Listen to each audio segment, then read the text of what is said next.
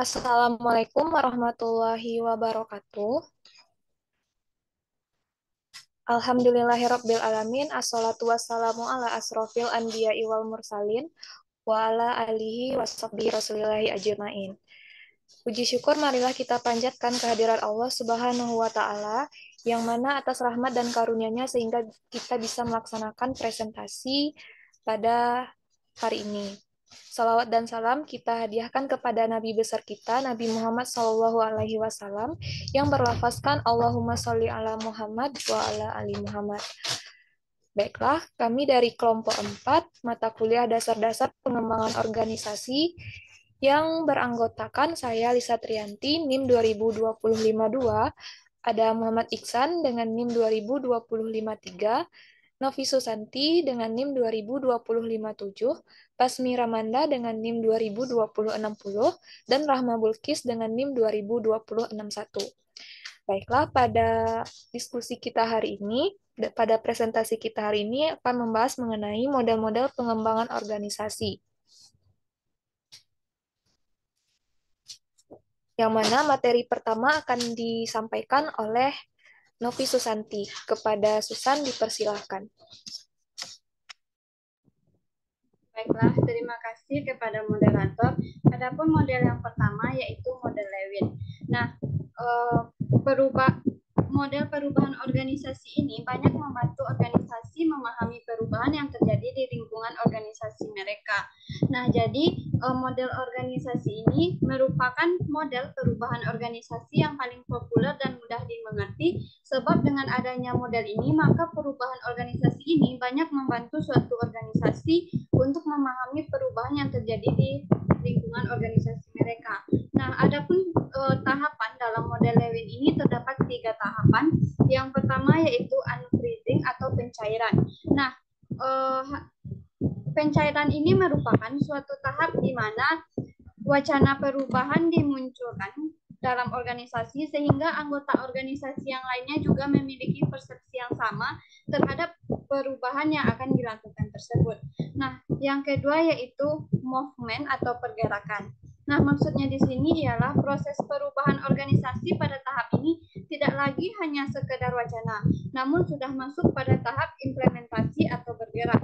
Nah, jadi pada tahap ini mulai adanya pergerakan yang mengarah pada perubahan organisasi ke arah yang lebih baik, di mana anggota organisasi di sini mulai bergerak dan termotivasi untuk melakukan perubahan tersebut.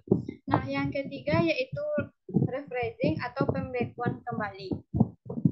Nah, maksudnya di sini perubahan ialah ke arah yang lebih baik yang sudah dilakukan selanjutnya dijadikan suatu kebiasaan baru bagi organisasi tersebut.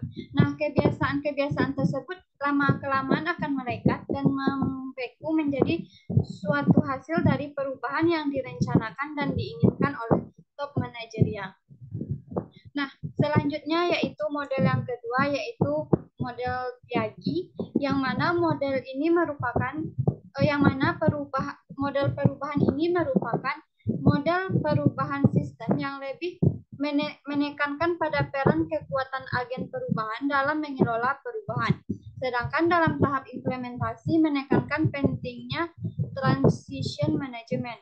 Nah, transition management ini merupakan suatu proses yang sistematis yang meliputi perencanaan, pengorganisasian, dan implementasi perubahan dari kondisi yang sekarang menuju perubahan yang diharapkan.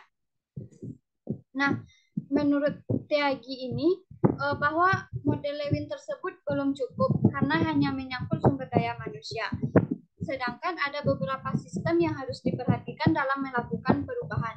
Adapun beberapa komponen tersebut yaitu yang pertama adanya kekuasaan untuk melakukan perubahan. Yang kedua, mengenal dan mendefinisikan masalah. Yang ketiga, proses penyelesaian masalah. Yang keempat, implementasi masalah. Dan yang kelima, mengukur, mengevaluasi, dan mengontrol hasil suatu perubahan. Baiklah, sekian penambahan dari saya kembalikan ke moderator.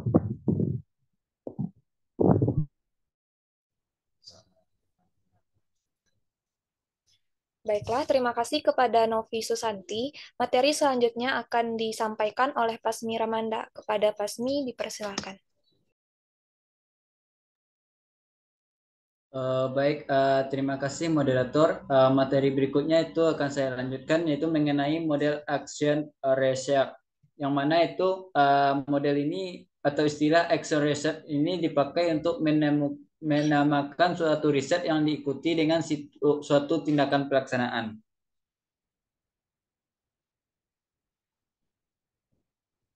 Menurut Freds dan Bals pada tahun 1978, action research berasal dari dua narasumber yaitu John Collier yang mewakili dari unsur action dan Kurt Lewin yang mewakili dari unsur research. Itu menurut sumber Rusdinal dan HD Arfiansyah pada tahun 2021. Dalam model ini, suatu perubahan dapat dilakukan atau terjadi melalui beberapa tahapan sebagai tindakan pemecahan masalah organisasi yang dilakukan dengan berbasis data maupun model-model kecil. Yang pertama itu ada beberapa tahapan dari action research ini, yaitu tahapan yang pertama itu tahapan penilaian keadaan, yang mana dalam pengembangan ini menggunakan pendekatan sistem yang terdiri dari 4 komponen, yaitu yang pertama yaitu sistem sosial, yang mana itu orang-orang menjadi anggota organisasi, kekuatan formal dalam organisasi, nilai-nilai yang hidup dalam organisasi, norma-norma, sistem ganjaran, jaringan komunikasi, dan iklim sosial. Yang kedua itu ada namanya sistem teknik. Sistem teknik ialah suatu sistem yang terdiri dari orang-orang sebagai faktor produksi, fasilitas yang dipakai dalam faktor produksi, sumber modal, bahan mentah, arus kegiatan dan atau kerja, serta metode dan prosedur kerja. Yang ketiga itu ada namanya sistem administratif, yaitu orang-orang yang melakukan aktivitas pekerjaan, struktur organisasi, unit-unit yang ada di dalam organisasi tersebut. Yang ketiga itu ada sistem strategi, yaitu kelompok manajemen puncak hubungan hierarki, sistem perencanaan, tunjuk tertulis tentang prosedur kerja, dan sistem informasi. Yang kedua itu ada namanya tahapan pemecah masalah. Adapun tahapan-tahapan dari perumusan masalah ini yaitu yang pertama permasalahan yang hendak dipecahkan, dicari gejala permasalahannya. Yang kedua apakah yang harus diubah untuk memecahkan masalah. Yang ketiga itu sasaran yang dihadapi dalam pemecah masalah. Tahapan yang ketiga itu tahapan implementasi. Dalam tahapan implementasi ini ada 3 pendekatan yang dilakukan, yaitu yang pertama soft power atau yaitu karyawan, staf, dan pemimpin mempunyai posisi yang sama dalam pengambilan keputusan. Yang kedua itu ada delegation atau delegated, yaitu seberapa jauh karyawan berpartisipasi dalam pengambilan keputusan. Yang ketiga itu ada unilater, yaitu tidak melibatkan karyawan. Adapun tahapan yang terakhir itu ada tahapan evaluasi. Hal-hal yang perlu diperhatikan yaitu peninjauan program, menentukan faktor baru, mementingkan yang positif, lebih berfokus pada hal-hal yang sedang berlangsung, menciptakan penghargaan. Model berikutnya itu model Bornert, yaitu ada 3 macam model perubahan yang dikelompokkan berdasarkan frekuensi dan besaran perubahan. Yang pertama itu the incremental model of change, yang mana itu terdiri dari perubahan berlangsung secara bertahap, perubahan secara berganti pada masing-masing bagian, perubahan terjadi karena ada respon internal dan eksternal, dan yang respon terjadi karena adanya perubahan organisasi. Yang kedua itu the Punctual equilibrium model, yaitu model keseimbangan terpotong terjadi jika aktivitas stabil dalam jangka panjang. Yang kedua itu terpotong oleh guncangan fundamental jangka pendek. Yang ketiga itu periode revolusioner mengganggu secara substantif dengan menciptakan pola aktivitas dan equilibrium baru. Yang keempat itu perubahan stabilitas jangka panjang dipengaruhi oleh perubahan aktivitas jangka pendek. Dan yang kelima itu goncangan tersebut menghasilkan equilibrium baru dengan stabilitas jangka panjang. Yang terakhir itu ada the continuous transformation model, yang mana itu terdiri dari model transformasi berkelanjutan, lingkungan berubah secara cepat, radikal, dan tidak dapat diprediksi.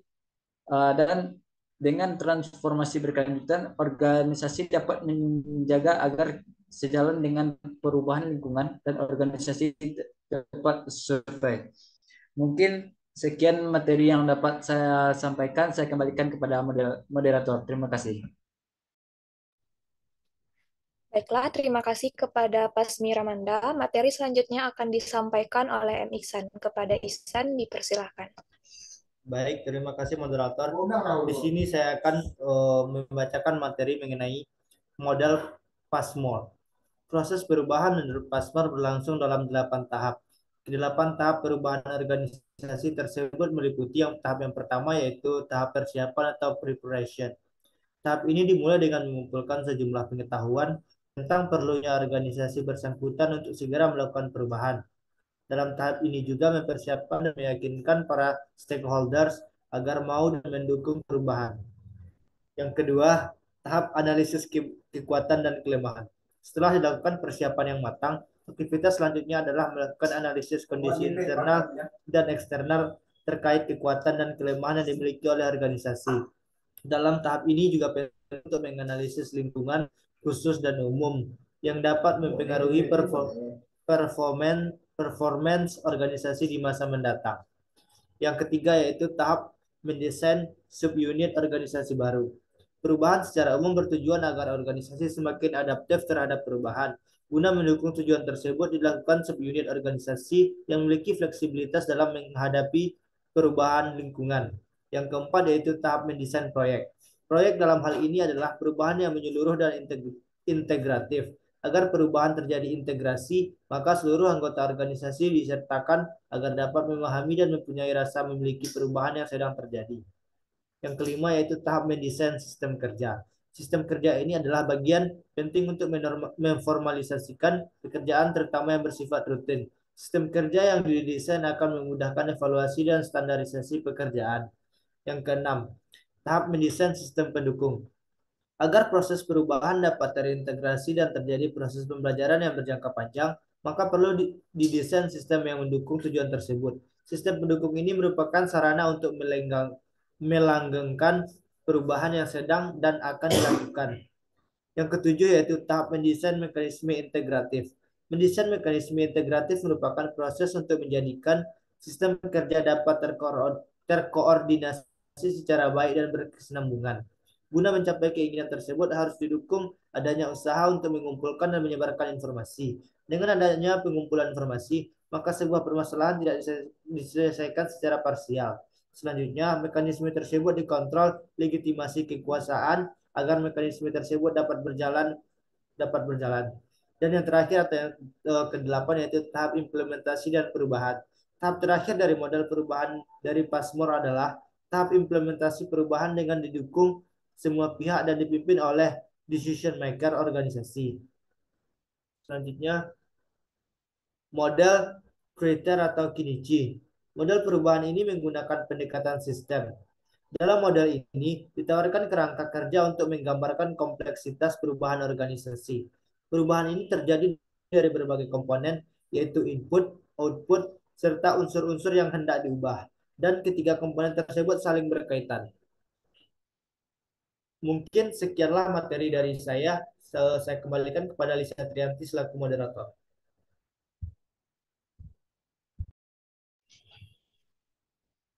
Baiklah, terima kasih kepada M. Ihsan. Materi selanjutnya akan saya jelaskan, yaitu materi mengenai model Robbins.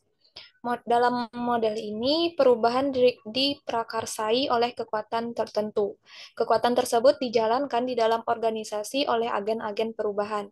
Agen tersebut memilih tindakan intervensinya, artinya ia memilih apa yang harus diubah. Pelaksanaan dari intervensi tersebut terdiri dari dua bagian, apa yang dilakukan dan bagaimana melakukannya.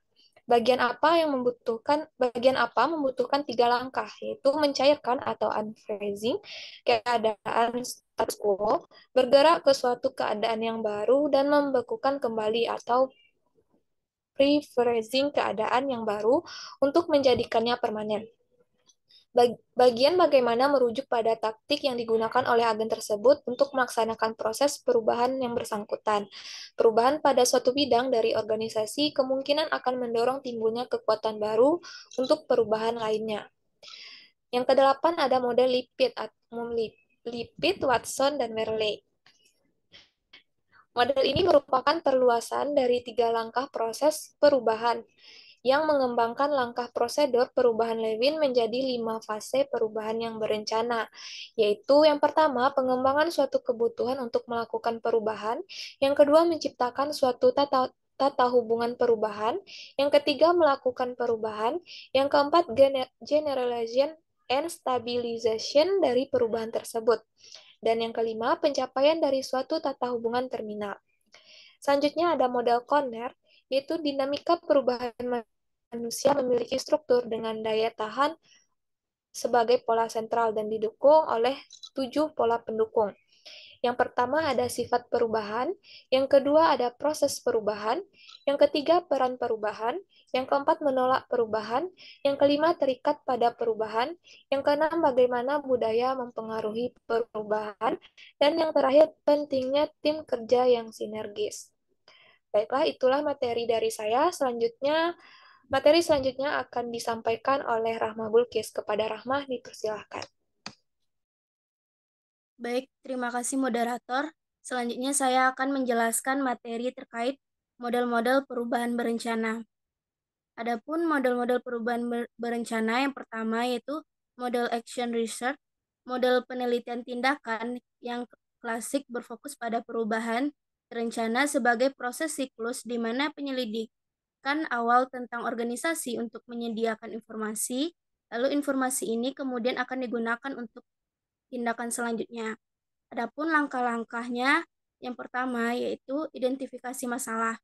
Tahap ini biasanya dimulai ketika seseorang eksekutif dalam organisasi atau seorang dengan kekuasaan dan pengaruh merasa bahwa organisasi itu memiliki satu atau lebih masalah yang mungkin bisa dipecahkan dengan bantuan praktisi. Yang kedua yaitu konsultasi dengan ahli ilmu perilaku. Konsultasi ini diadakan dengan ahli ilmu perilaku, misalnya seorang psikolog organisasi atau seorang yang dapat menjelaskan penyebab dan solusi untuk suatu masalah dalam organisasi. Yang ketiga itu mengumpulkan data dan diagnosis awal. Langkah ini biasanya diselesaikan oleh praktisi seiring bersama dengan anggota organisasi. Yang keempat, tanggapan ke klien atau kelompok kunci. Karena penelitian tindakan adalah suatu aktivitas kolaboratif, data diagnostik itu disampaikan kembali kepada klien. Biasanya dalam kelompok atau tim kerja. Berikutnya yaitu diagnosis bersama. Pada tahap ini, praktisi akan membantu klien untuk menafsirkan data dan membuat kesimpulan. Selanjutnya, perencanaan aksi bersama. Praktisi, PO, dan klien bersama-sama menyepakati tindakan lebih lanjut yang akan diambil. Dan selanjutnya, yaitu tahap aksi. Tahap ini melibatkan perubahan yang sebenarnya dari satu kondisi ke kondisi lain. Dan tahap terakhir yaitu pengumpulan data setelah aksi. Karena penelitian tindakan merupakan proses siklus, data itu dikumpulkan lagi untuk mengukur apakah pelaksanaannya berhasil dan apakah pelaksanaannya memiliki efek yang diinginkan. Model yang kedua yaitu model Lewin. Itu salah satu model awal perubahan terencana yang diberikan oleh Kurt Lewin. Dia memahami bahwa perubahan sebagai modifikasi dari kekuatan-kekuatan mempertahankan perilaku sistem yang stabil, dengan kata lain menjauh dari zona kenyamanan. Kurt Lewin mengajukan teori 3 tahap perubahan. Yang pertama yaitu pencairan. Tahap ini membahas tentang persiapan untuk berubah atau suatu kesadaran dan pemahaman bahwa perubahan itu mulai diperlukan. Yang kedua yaitu tindakan. Tahap ini menggeser perilaku organisasi, departemen, atau individu ke tingkat yang baru. Pengertiannya bahwa organisasi sedang melakukan perubahan, bisa pula dikatakan bahwa organisasi itu berada pada tahap transisi. Dan yang terakhir pembekuan. Langkah ini menstabilkan organisasi di titik keseimbangan baru. Hal ini seiring dilakukan melalui penggunaan mekanisme pendukung yang memperkuat keadaan organisasi baru. Dan model yang ketiga yaitu model Tyagi. Model perubahan Tyagi ini merupakan model perubahan sistem yang lebih menekankan pada peran kekuatan agen perubahan dalam mengelola perubahan. Beberapa komponen dalam proses perubahan, yang pertama yaitu adanya kekuasaan untuk melakukan perubahan, yang kedua mengenal dan mendefinisikan masalah, yang ketiga proses penyelesaian masalah, yang keempat mengimplementasikan masalah, dan yang terakhir mengukur, mengevaluasi, dan mengontrol hasil. Mungkin sekian penjelasan materi dari saya kembalikan kepada moderator. Baiklah, terima kasih kepada Rahma Bulkis. Mungkin sekianlah presentasi dari kelompok 5 mengenai materi model-model pengembangan organisasi. Baiklah, saya selaku moderator menutup presentasi kita pada hari ini. Terima kasih. Wassalamualaikum warahmatullahi wabarakatuh.